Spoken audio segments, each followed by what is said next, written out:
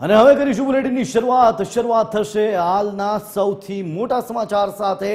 Ahmedabad plane crash દુર્ઘટના બાદ વધુ એક એર ઇન્ડિયાની ફ્લાઇટમાં આગ લાગી છે। જી હા, ખૂબ જ મહત્વના સમાચાર। અમદાવાદ વિમાન દુર્ઘટના પછી એર ઇન્ડિયાની મુશ્કેલીઓ ઓછું થવાનું નામ નથી લઈ રહી। સોમવારે મુંબઈમાં વિમાન રનવે પરથી લપસી ગયા બાદ આજે વધુ એક મોટી દુર્ઘટના ટળી છે। હોંગકોંગથી દિલ્હી આવી રહેલ એર ઇન્ડિયાની ફ્લાઇટમાં દિલ્હીના ઇન્દિરા ગાંધી એરપોર્ટ પર લેન્ડિંગની સાથે જ આગ લાગી ગઈ। રાહતની વાત એ છે કે આમાં કોઈને પણ નુકસાન થયું નથી। ક્રૂ મેમ્બર સહિત જેટલા પણ પેસેન્જર હતા તમામ સુરક્ષિત છે। વિમાનને થોડું નુકસાન થયું છે, પરંતુ મુસાફરો અને ક્રૂ મેમ્બર હાલ સુરક્ષિત છે।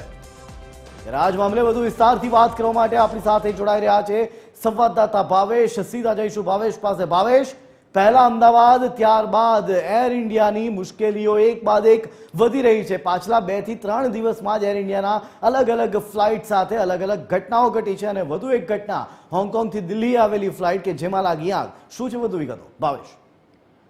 જય, વાત કરવામાં આવે તો હોંગકોંગથી દિલ્હી એર ઇન્ડિયાનું વિમાન છે તે આવ્યું હતું અને દિલ્હી એરપોર્ટ પર લેન્ડ થતાની સાથે જ જ્યારે પેસેન્જરો વિમાનમાંથી નીચે ઉતરી રહ્યા હતા ત્યારે અચાનક જ આગ લાગી હતી અને આગ લાગવાના કારણે જે આસપાસના જે મુસાફરો હતા તેઓ તો ઉતરી ચૂક્યા હતા, પરંતુ જે એરપોર્ટ સ્ટાફ છે તેઓએ તાત્કાલિક કામગીરી કરીને આગ પર કાબુ મેળવી લીધો હતો।